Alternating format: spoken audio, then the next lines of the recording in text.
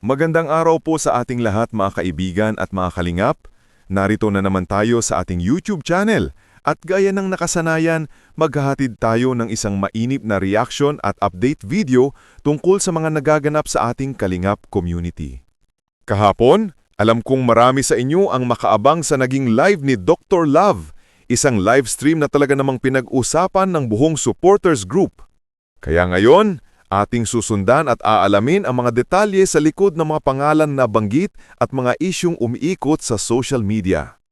Pero bago ang lahat, syempre, isang mega love shoutout muna kina Kuya Val Santos Matubang, Kalingap Rob, at syempre kay Ate Edna, ang mga haligi ng kabutihan sa ating komunidad. Saludo rin tayo sa lahat ng Team EDCY, sa mga pretty nanay, at sa lahat ng tumutulong sa mga proyekto ng Kalingap. Patuloy po nating suportahan ang mga gawain ni na Kuya Val at Rob dahil bawat tulong na naibabahagi nila ay may malaking epekto sa ating mga kababayan. Ngayon mga kaibigan, balik tayo sa issue. Kahapon nga, marami ang nagulat sa live ni Dr. Love dahil may mga pangalang nabanggit. Kabilang dito sina Gemma, Maria at ang Team Italy. Lumabas ang mga isyung may kinalaman sa mga resibo, mga donasyon at di umano'y mga hindi pagkakaintindihan tungkol sa mga proyekto. Sabi nga ni Dr. Love, may hawak siyang resibo bilang patunay. Ngulit matapos iyon, nagkaroon pa ng second live kung saan di umano'y nagkasundo ang sponsor at si Dr. Love na kumuha ng personal driver para sa Beyonce. Ayon sa kanila, mas makakabuti raw na umuwi si Beyonce sa Taisan dahil baka raw mawakwak siya sa sobrang stress at pressure na mga nangyayari sa paligid. Kaya napagpasyahan ng mga sponsor na kumuha ng family driver at ang pangalang na lumitaw ay si Red Zane. Siyempre, tayo bilang tagamasid ay hindi basta-basta manghuhusga. Desisyon nila iyon at may dahilan sila kung bakit nila ito napagkasunduan. Ngulit ang malaking tanong dito, bakit nagkaroon ng ganitong usapin? Ano ang ugat ng alitan at sino ba talaga ang dapat pakinggan? Para mas malinawan, mga kaibigan, nakipag-ugnayan ako mismo sa ilang involved na grupo, kabilang na ang Team Italy, Team Best Friend, at ilang pang miyembro sa mga private GC. At dun ko nakita na nakakagulat man, wala namang totoong away sa kanila. Nagkakausap sila, nagkakasundo, at nagtutulungan.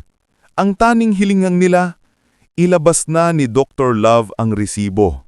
Ipakita raw kung sino talaga ang nagbigay ng pondo para matapos na ang kalituhan at makilala ng lahat ang totoo. Isa rin sa mga nagbigay linaw, si Ma'am Gemma ang nagsabing mabuting ilabas na ni Dr. Love ang mga dokumentong hawak niya upang hindi na humaba pa ang mga haka-haka. Ayon pa sa kanila, nag-ugat lang daw ang lahat nang hindi nakipag-coordinate kay Dr. Love, partikular na raw si CJ na umano'y lumapit sa mga sponsor para magpatulong sa isang feeding program. At dito na nga nagsimula ang gusot. Sabi nila, dapat ay ipinaalam muna ito kay Kalingap Rob dahil partner niya ang ALM sa mga ganitong proyekto. Kung sana'y napag-usapan muna ng maayos, baka hindi na lumaki pa ang issue. Kaya bilang honest opinion, masasabi ko na mali talaga ang naging proseso ni CJ. Hindi ito tungkol sa personal na galit, kundi sa tamang koordinasyon at respeto sa sistema ng grupo. Ngayon, hindi naman nangangahulugan na kampi tayo sa isang panig.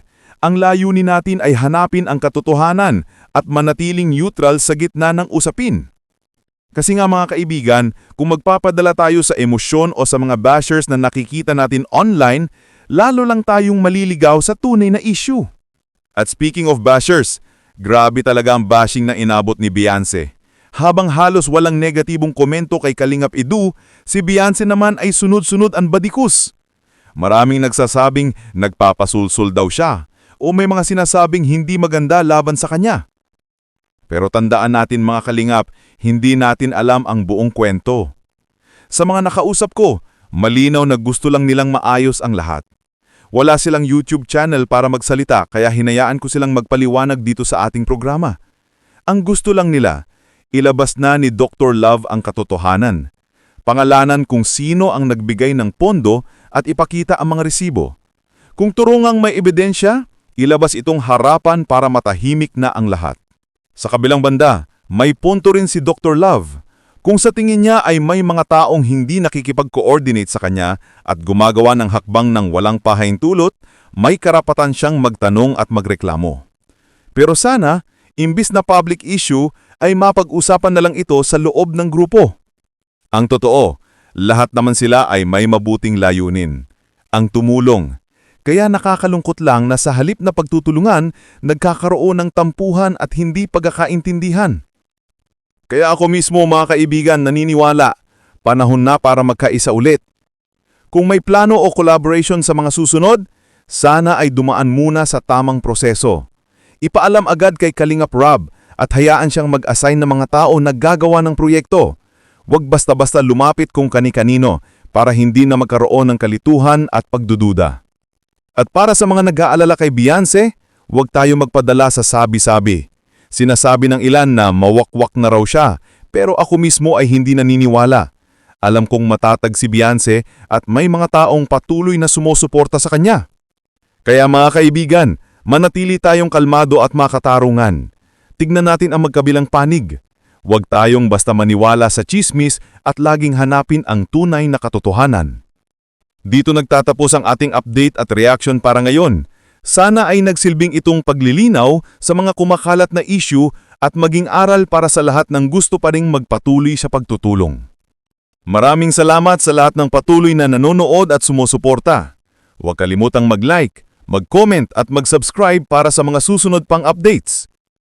Hanggang sa muli, God bless sa ating lahat mga kalingap. Ang nagbigay ng pondo para matapos na ang kalituhan at makilala ng lahat ang totoo. Isa rin sa mga nagbigay linaw, si Ma'am Gemma ang nagsabing mabuting ilabas na ni Dr. Love ang mga dokumentong hawak niya upang hindi na humaba pa ang mga haka-haka. Ayon pa sa kanila, nag-ugat lang daw ang lahat nang hindi nakipag-coordinate kay Dr. Love, partikular na raw si CJ na umano'y lumapit sa mga sponsor para magpatulong sa isang feeding program. At dito na nga nagsimula ang gusot. Sabi nila, dapat ay ipinaalam muna ito kay Kalingap Rob dahil partner niya ang ALM sa mga ganitong proyekto. Kung sana'y napag-usapan muna ng maayos, baka hindi na lumaki pa ang issue.